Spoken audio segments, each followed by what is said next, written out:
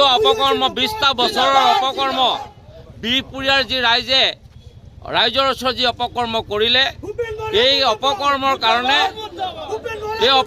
কাৰণে ধুবৰ কাৰণে বিজেপিৰ ওচৰত এইটো মেচিন নাই। এইটো মেচিন কেৱল মাত্ৰ এই মাধৱদেৱ গুৰুজনাৰ জন্মৰ ভূমিত এই বাৰ বৈষ্ণৱ জন্মৰ ভূমিত সেই পাপ আৰু সেই অপকৰ্ম ধুবৰ কাৰণে সমূহ ৰাইজৰ হাতত প্ৰত্যেকৰ হাততে মেচিন আছে আৰু এই মেচিনেদি তেখেতৰ পাপ ধুবৰ কাৰণে বিহপুৰীয়াবাসী ৰেডি হৈ গ'ল। আৰু অকণমান নিবিড় কোণত যদি অকণমান সময় আগলৈকে যদি ভূপেন বৰাৰ নামটো যদি অকণমান নিবিড় কোণত যদি কোনোবা এটা জেগাত আছিল, সেয়াও অতি হিন্দু ধৰ্মৰ নীতি আৰু নিয়ম মতে এই দাহ কৰি তাৰ ঠাইত সেই নামৰ ঠাইত একোৱা চিতাৰ জুই স্থাপন কৰি ল'লে। দলৰ প্ৰতি বিশ্বাসঘাতক আৰু বন্ধুত্বৰ প্ৰতি বিশ্বাসঘাতক, আটাইতকৈ ডাঙৰ কথা। বিশ্বাসঘাতক অকল নিজৰ ব্যক্তিগত স্বাৰ্থৰ কাৰণে আমাৰ ভূপেন কুমাৰ বৰা ডাঙৰীয়া বিজেপিলৈ গৈছে। বিহপুৰীয়াৰ স্বাৰ্থত নহয়। তেওঁ নিজেই কৈছে বিহপুৰীয়া মোৰ কৰ্মভূমি, অৰ্থাৎ ইনকামৰ জেগা। আকৌ ইনকাম কৰিবলৈ জেগালৈ আহিছে। এইবাৰ ইনকাম কৰিবলৈ নিদিয়ে। দলে কিদৰে আগুৱাই ল'ব? এইবাৰ যদি প্ৰাৰ্থিত্ব দিয়ে তেওঁক বিজেপি বন্ধুৰ মাজত ফাইট হ'ব। আমি কেইবাজনো মানুহে বিচাৰিছোঁ ইয়াত, কিন্তু এই সংকট মুহূৰ্তত আমাৰ ব্যক্তিৰ স্বাৰ্থ নাই।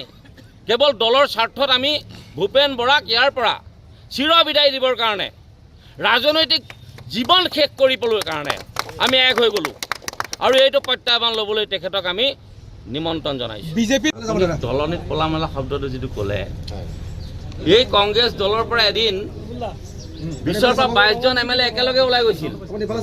তেতিয়া কি কংগ্ৰেছক পোনা মেলিছিল নেকি? সাধাৰণ নগণ্য। আৰু দলে যি দিব লাগে বহুত দিলে 32 বছৰত এজন মানুহক।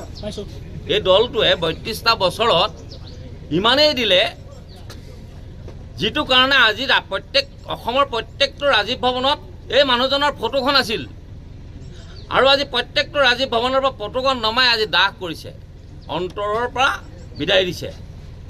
আৰু এইজন মানুহক আমি প্ৰত্যাহ্বান জনাইছোঁ যে হাৰিলেও জিকিলেও, এই বিধানসভাত যদি হাৰিলহেঁতেনো জিকিলহেঁতেনো, তথাপিতো ৰাজীৱ ভৱনত এই ফটোখন কিন্তু থাকি গ'লহেঁতেন। এই ফটোখনে কংগ্ৰেছৰ মানুহৰ মনত থাকি গ'লহেঁতেন।